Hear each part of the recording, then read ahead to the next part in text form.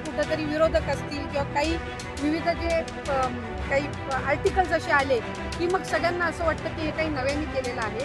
साधारणपणे 2,47,00,000 लाभार्थी आहेत आणि जे अर्ज आहेत ना जून महिन्यापासून आलेले का जुलै महिन्यापासून, त्याच्यातच ज्या 2.5 लाखाच्या कमी उत्पन्नाचे त्यांनाच हा लाभ मिळणार.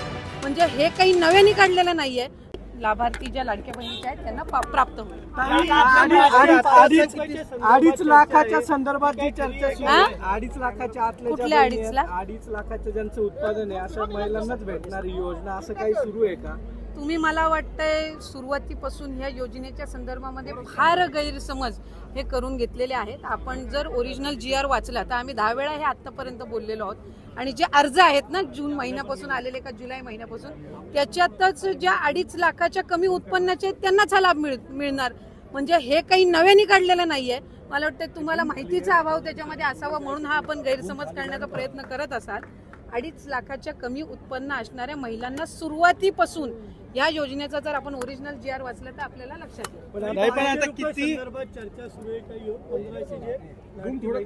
मी आपल्याला तेच सांगितलं की आपण जर लाडकी बहीण योजनेचा जर शासन निर्णय आपण वाचला, जो आम्ही निर्गमित केलेला आहे, जो काही ओरिजिनल जो GR आहे, त्यामध्ये ज्या महिला या इतर योजनांचा लाभ घेत आहेत, म्हणजे उदाहरणार्थ संजय गांधी निराधार योजना आहे तर त्यांना 1500चा लाभ हा संजय गांधी निराधार योजनेमधनं मिळतोय, तर तसंही त्या लाडकी बहीणमध्ये त्या पात्र लाभार्थी नाही आहेत. ज्या महिला या नमो शेतकरी योजनेतनं लाभ घेत आहेत त्यांना 1000 रुपये नमो शेतकरीतून मिळत आहेत. किमान 1500चा लाभ हा शासनाच्या योजनांमधून त्यांना मिळावा हा दृष्टिकोन आहे. त्याच्यामुळे 1000 रुपये त्यांना नमो शेतकरीमधून मिळत आहेत आणि 500 त्यांना लाडकी बहीणमधून मिळतात. आणि याच्यामध्ये काही नवीन नाही आहे. हे जे शासन निर्णय जे ओरिजिनल निर्गमित केलेले आहेत त्यानुसारच आहेत. फक्त कुठं ना कुठं तरी विरोधक असतील किंवा काही विविध जे काही आर्टिकल्स असे आले की मग सगळ्यांना असं वाटतं की हे काही नव्याने केलेलं आहे. साधारणपणे 2,47,00,000 लाभार्थी आहेत आणि ऑक्टोबर महिन्यामध्ये ज्या वेळेला आम्ही शेवटचा लाभ दिला होता त्यावेळेला 2,33,00,000 महिला होत्या. त्याच्यामुळे कुठेही कुचराई ही योजना राबवताना होत नाहीये आणि ज्या पात्र महिला आहेत त्यांना लाभ हा व्यवस्थित पद्धतीने सुरू आहे. मार्केटपेक्षा आपण कधीही ई रिक्षाची आपण माहिती घ्या आणि मग त्यानुसार आपण त्या संदर्भातला मला प्रश्न विचारा.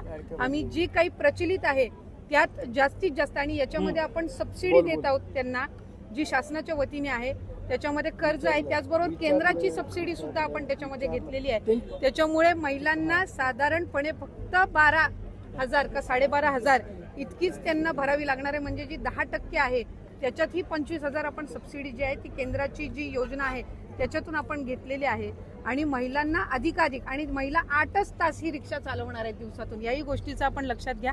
आणि आपण एखादी ज्या वेळेला वाहन उपलब्ध करून देतो त्यावेळेला त्याची क्वालिटी, त्याचं पुढचं मेंटेनन्स, त्यांची ट्रेनिंग, ह्या सगळ्या गोष्टी, चार्जिंग मशीन्स पण आपण त्यांना उपलब्ध करून देत आहोत. त्यामुळे परिपूर्ण असं हे जे ई रिक्षा आहे हे आपण लाभार्थ्यांना देत आहोत. 2.5 लाख महिलांची चौकशी होणार आहे का?